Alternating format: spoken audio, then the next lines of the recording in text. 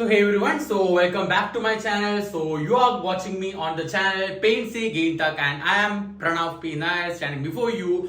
And today my session is a bit different session, because this session is exclusively for my NEET UG students. So what I have to do today is I will be discussing about all the diseases given in your NCERT textbooks in detail, and I can assure you that after watching the session, as always, you don't have to refer to any single textbook, even your NCERT, you don't have to refer for the disease part. I will be discussing each and every diseases given in your NCERT in detail, and then after watching this lecture, you will feel that these topics will be crystal clear for you. Not crystal clear, you will be feeling it diamond clear for you guys. So, and please like this video, share this video with your NEET friends, save this video for your future reference, and please do comment and give your suggestions about what all topics do have to make more videos on, right? So today we will be discussing about the diseases of NEET UG. Which all diseases we have in NCERT, entire NCERT diseases we will be discussing here. So your first and the foremost disease we are going to discuss about digestive disorders. We are going to discuss about the digestive disorders, or these are the set of disorders given in your digestion and absorption chapter. Digestion and absorption chapter. This chapter ka what entire NEET UG ka diseases we have to discuss over here. Right guys. So your first and your foremost disease of this class is what? Jaundice. Jaundice. Or it is also called icterus. Icterus. Jaundice and icterus in your MBBS first year, second year, third, fourth years, it is very important disease. But in your NEET UG level, just study what I am giving you. Which is the organ affected?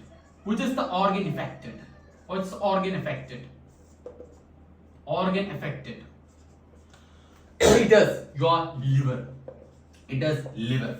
So we all know which cell produces RBC.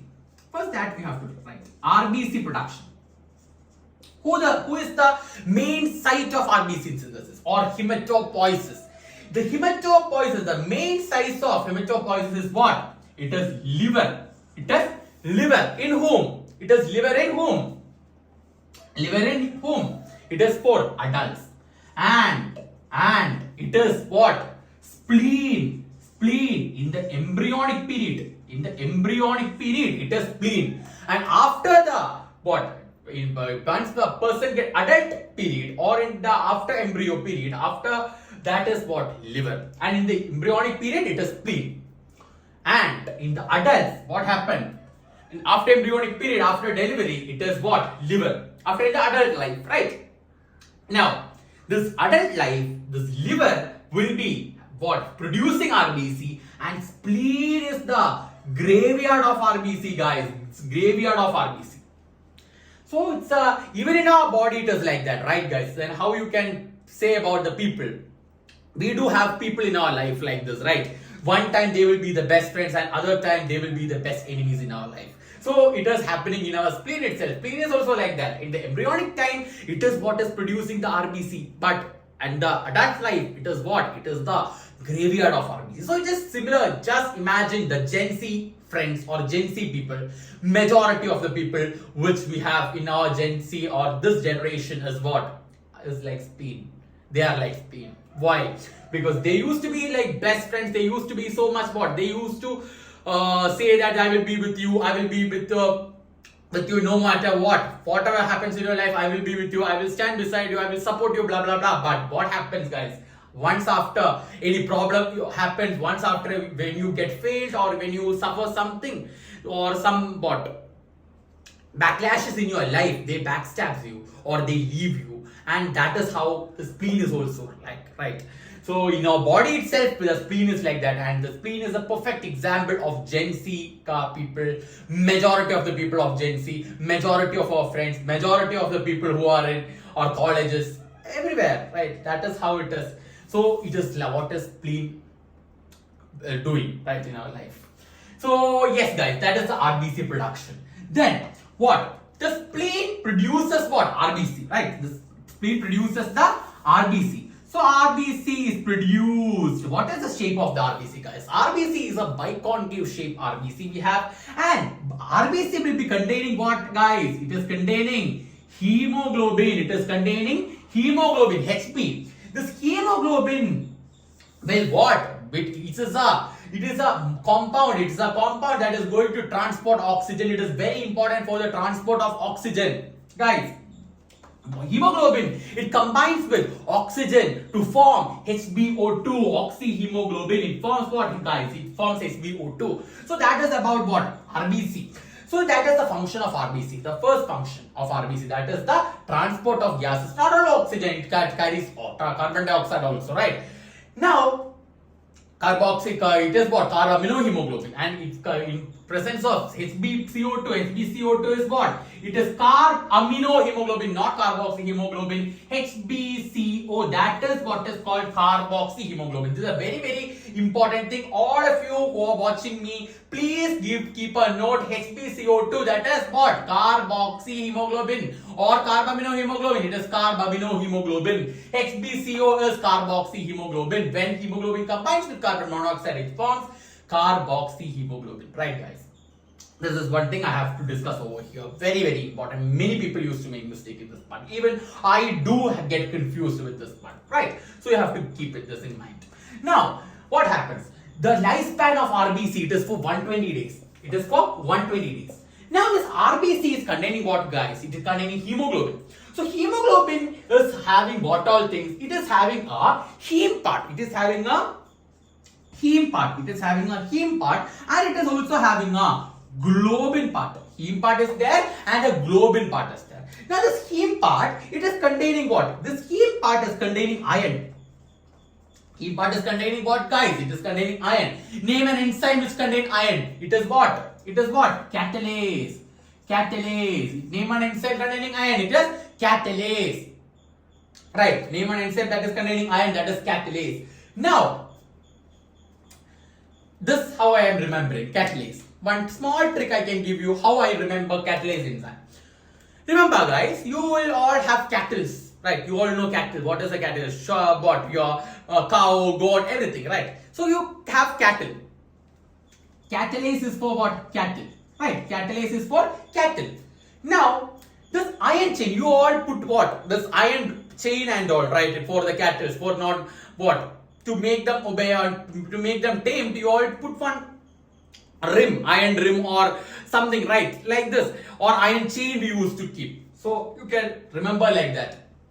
Iron catalase, right? That is the trick how I used to remember. You can remember a different method, but what iron containing enzyme is catalase. This is how I used to remember this. And this catalase we used to put one iron rim over their neck and all, or in the legs and all. So like that, you can remember what iron containing enzyme is catalase. That is very important. Now you have the globin part, right? Now, once this RBC undergo in its last, that is after when the lifespan is over, this RBC moves to spleen, and inside the spleen, what happens? This RBC lysis occurs, and then what happens? Hemoglobin lysis occurs, and heme and globin separate. Globin is being reused by the body, and the heme is again dissociated into iron. And it will be forming what? It will be forming bilirubin and biliverdin. We will be having what, guys? We will be having bilirubin and biliverdin.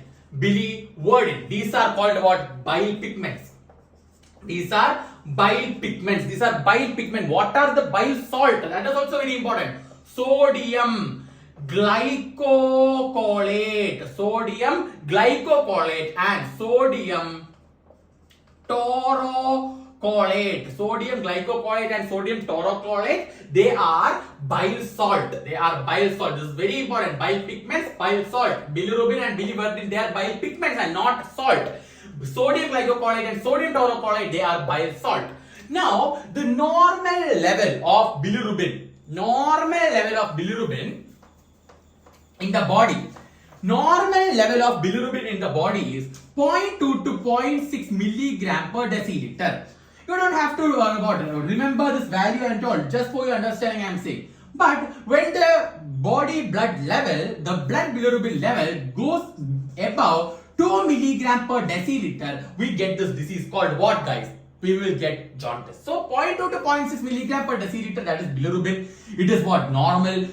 Then it is greater than 2 milligram per deciliter, we will get jaundice or interest. Now, what are the clinical symptoms you are going to get? What are the clinical symptoms you are going to get? You are going to get pale skin. Pale skin. Why the skin is pale? Because this bilirubin and biliverdin, they are yellow pigments. They are yellow colored. So when the body, when there is what? Abnormal lysis of RBC, or before reaching the mature state itself, RBC lysis occurs. Now what happens? In a large amount RBC lysis occurs, large amount of bile pigments will be there in the blood, and then that will be causing the jaundice. And now why the pale skin is happening? Because the undersurface of the skin and the blood, bilirubin, biliverdin, bile pigments ka level increases. Yeah. So what happened? By pale skin will be presented. Now they will be having what? Their nail beds, sclera, nail bed, sclera, nail beds, their sclera, all will be turning yellowish color. So these are the main clinical finding that is going to associate with jaundice, right, guys? So this is what you have to learn about jaundice, and you don't have to refer any other things other than this. This is more than sufficient, right? So because of this, bile pigments level increases in the body. That is bilirubin, biliverdin level increases in the body. Pale skin, nail bed, and your skin and nail bed and your all this will be turning into yellow color, and that is the main cause of main cause of jaundice or icterus, main symptoms of jaundice or icterus, right, guys? So this is what you have to study about this, and this is something that I have integrated. So my session will be completely, this session for me will be an integrated session where I will be discussing each and every concept in a integrated manner. From 9th chapter I will be jumping to 11th, 11th to 12th, 12th to 1, like that I will be jumping every chapter. We will be covering maximum. So related concepts we will be covering maximum. Always you have to learn in an integrated manner, student. Why? Because neat always, the examiners love to ask you questions like that. They will be integrating the hemoglobin from this chapter to breathing, and from breathing they will be integrating into mineral nutrition. Like that they will be asking you questions. So if you want to score good marks for biology, then you have to learn in an integrated manner. So this is what I am going to do here also. I will be integrating each topics. And here it is a portion of digestion, but I have given you from the information from respiration, from the mineral nutrition, everything I have been integrating. So please try out this, guys.